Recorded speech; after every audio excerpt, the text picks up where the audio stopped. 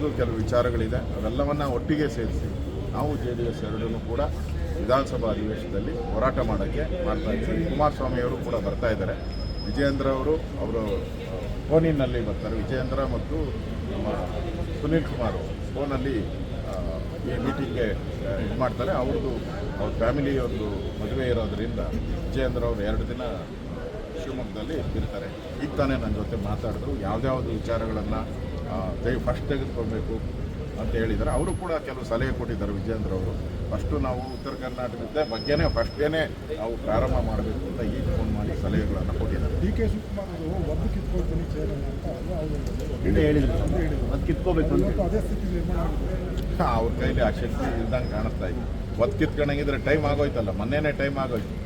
2.5 ವರ್ಷ ಮುಗೀತಲ್ಲ. ಒತ್ತು ಕಿತ್ಕೊಂಡಂಗಿದ್ರೆ 2 ವರ್ಷ ಕೇಳಬೇಕಾಗಿತ್ತು. ಆಗ್ತಾ ಇಲ್ಲ. ಈಗ ದೇವರುಗಳ ಮೊರೆ ಹೋಗ್ತಾ ಇದೆ. ಆಗದಿರ ದೇವರುಗಳ ಮೊರೆ ಹೋಗ್ತಾ ಇದ್ದಾರೆ. MLAಗಳೆಲ್ಲ ಗ್ರೂಪ್ ಆಗಿ ಬೆಂಗಳೂರು ಸುತ್ತಮುತ್ತ ರೆಸಾರ್ಟ್ಗಳೆಲ್ಲ ತುಂಬೋಗಿದೆ. ಗ್ರೂಪ್ ಮಾಡ್ಕೊಂಡು ಸಿದ್ದರಾಮಯ್ಯನ ಇಳಿಸೋವಂಥ ಒಂದು ಗ್ರೂಪು ಮತ್ತು DK ಶಿವಕುಮಾರ್ ಅವ್ರನ್ನ CM ಮಾಡೋ ಗ್ರೂಪ್, ಇವೆರಡೂ ಕೂಡ ಬೆಂಗಳೂರು ಸುತ್ತ ಇರುವಂಥ ರೆಸಾರ್ಟ್ಗಳಲ್ಲಿ ಎಲ್ಲ ಠಿಕಾಣ ಮಾಡಿ ಮೀಟಿಂಗ್ಗಳು ಮಾಡ್ತಾ ಇದ್ದಾರೆ. ಸಿದ್ದರಾಮಯ್ಯ ಬಿಟ್ಕೊಡ್ತಾರೆ ಸರ್ ಅಷ್ಟು ಸುಲಭಕ್ಕೆ? ಸಿದ್ದರಾಮಯ್ಯನವರು ನಮ್ಮ ಇಲ್ಲಿದ್ದಾರಲ್ಲ, DK ಸಿದ್ದರಾಮಯ್ಯನವರು ಅವರೆಲ್ಲ ಪಾರ್ಟಿ ನೋಡಿರೋರು, ಹಳೆ ಸ್ನೇಹಿತರು. JDS ಅವರು JDS ನೋಡಿದ್ದಾರೆ, ಬೇರೆ ಬೇರೆ ಪಾರ್ಟಿನೂ ನೋಡಿದ್ದಾರೆ, ಕಾಂಗ್ರೆಸ್ಸು ನೋಡಿದ್ದಾರೆ. ಅವ್ರಿಗೆ ಅನುಭವ ಜಾಸ್ತಿ, ಓವರ್ ಅನುಭವ ಇರೋದ್ರಿಂದ, ಅಗಾಧವಾದ ಅನುಭವ ಇರೋದ್ರಿಂದ ಬಿಟ್ಕೊಡೋದು ಕಷ್ಟ. ಇಲ್ಲಿ ಇವಾಗ ನಡೀತಾ ಇರೋದು ಇದೆ.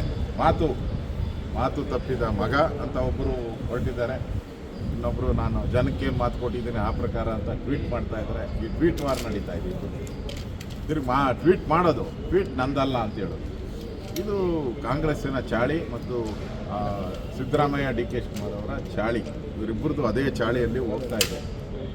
ಜನಕ್ಕೆ ಮುಖಾಮುಖ ಬರಲ್ಲ. ಇದು ಟ್ವೀಟ್ಗಳಲ್ಲೇ ಹೊಡೆದಾಡೋ ಅಂಥದ್ದನ್ನು ನಾನು ನೋಡ್ತೀನಿ. ಟ್ವೀಟ್ ವಾರ್, CM ಮತ್ತು DCM ಮಧ್ಯೆ ಟ್ವೀಟ್ ವಾರ್ ನಡೀತಾ ಇದೆ.